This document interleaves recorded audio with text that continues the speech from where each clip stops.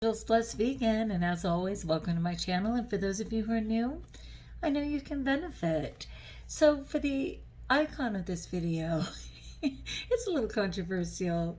I have one that says rock bottom will teach you lessons that mountaintops never will. Rock bottom will teach you lessons that mountaintops never will.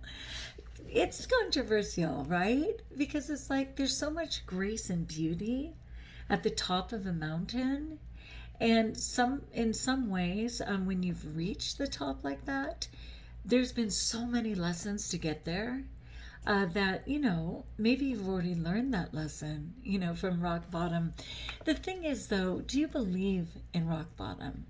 Like, people often say, especially like in the 12-step programs, that you have to reach bottom, before you can go. You've got to hit bottom.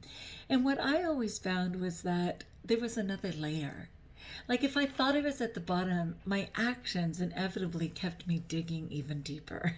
That rock bottom actually had a basement, and that basement had another basement.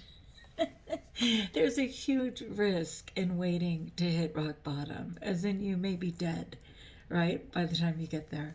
And by you, I mean me. Seriously, so what do you think about rock bottom? I mean, I just always felt like, I think it's okay. Like, as long as we're breathing, there's hope, okay?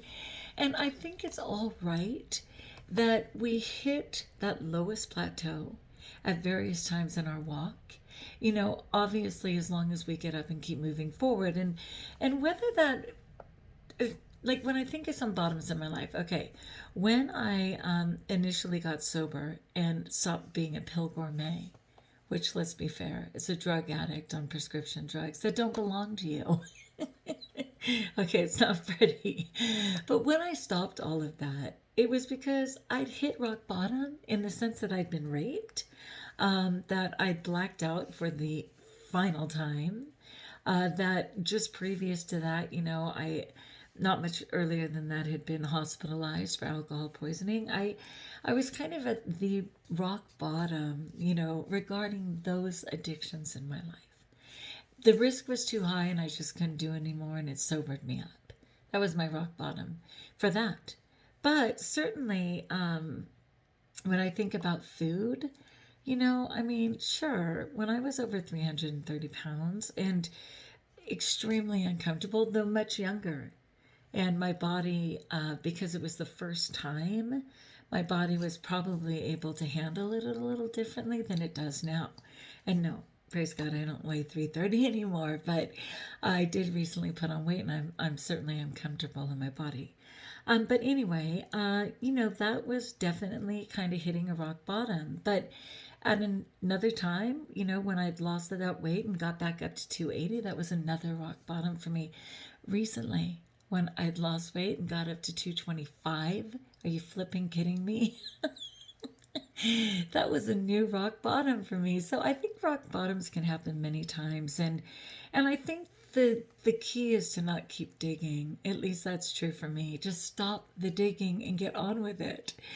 Because there's always a darker, deeper layer, if you're willing to go in that direction. And I kind of referenced that yesterday. I am a God person. I'm a God-fearing person. The God of the universe is the higher power of my choice and understanding. And I absolutely attempt to please and honor God, in my daily walk. But with that, and being a biblical-based person, I am acutely aware that there is spiritual warfare going on, that the greatest angel, certainly Michael, is out there battling for us in realms that we rarely tap into. That there is this,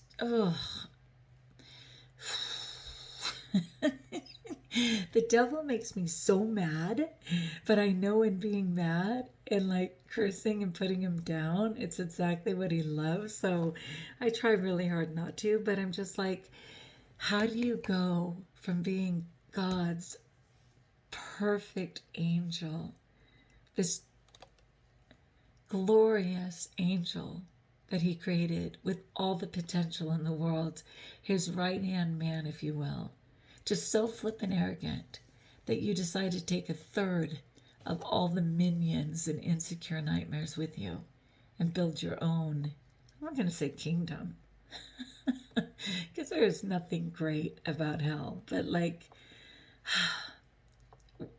choices matter, you know? And I just think you can't hang out too long trying to figure out how dark and deep you can go, because there is another layer, there is another basement. At some point, you have to just stop playing the game and get on with it. And you know, by you, again, I'm talking about me. I just share these videos because it's just thoughts I have, and I hope somebody can understand, and that, you know, in some way it'll get you to think or reflect, or that you'll dare to share in the comments what you're thinking. But seriously, you know, I've played that game so many times on so many layers and levels and topics in my life, you know. In every capacity, you know, I just have a compulsive mindset and an addictive mindset and a mindset that obsesses, you know, rather easily in different ways. But those layers vary, you know, and I think about that, you know, when it comes to weight. And of course, this channel has to do with my struggle. I'm just regarding food and weight and everything else. But I remember there was, you know, a meme or something out there that just said, remember, your current weight is somebody else's goal weight. You know, so like when I'm putting myself down for what I weigh right now, I have to remember that there's millions of people who can't wait to weigh what I weigh. And, you know, that's okay. And I was just thinking, my rock bottom at 330 was different than my rock bottom at 280, which was different than my rock bottom at 225. And even by God's grace and in me working on my plan, when I get down into the, who knows, 145 or whatever, that rock bottom on my way down to my desired weight, which is 128, may be a problem. You know, it's a process. It's not how many times we fall, it's how many times we get up. And my encouragement today is stop digging. Stop digging. You know, I'm in the 12 steps. I'm doing my 90 meetings in 90 days. I'm not really good at focusing. Like some people can do all the things. I accidentally get too focused on one thing, and all of a sudden these balls that I was juggling start to fall. And then I quickly pick those balls up, and inevitably I lose this one. And I'm not really good at keeping things. I give my 100%, but not my 100% to everything. And that might just be a message of reducing some of the things and really determining what matters. I have a lot of facets in my life, right? From family to animals to friends to teaching to, you know, like all these things I'm passionate about. My faith, are you kidding me? And love them all. But to give 100% to all of them, there's a God and I'm not him, right? So for today, and that's all we have, and I pray my serenity prayer so many times per day. For today, I am grateful. I am grateful that I am no longer digging, that I am content to know that I am at the bottom. And in being at the bottom, I can only move up. And that there's a lot of grace in working my way to the top of that hill. And while I have been at the top of the mountain many times, I know that as long as you're breathing, there's a chance that you will find yourself at rock bottom. It may not be that same bottom, but there are many elevators in life, right? And I don't need to go deeper, but I need to have grace in the moment of where I am. All right. I don't know if that makes sense to you, but thanks for letting me share. Like if you like, join us if you haven't. Subscribe. No, it's not 12:48 in the morning. And until we talk again, know that you're blessed. I know you're thinking, Jules, you look so wide awake. How could it be that late? Don't make me explain. Love you.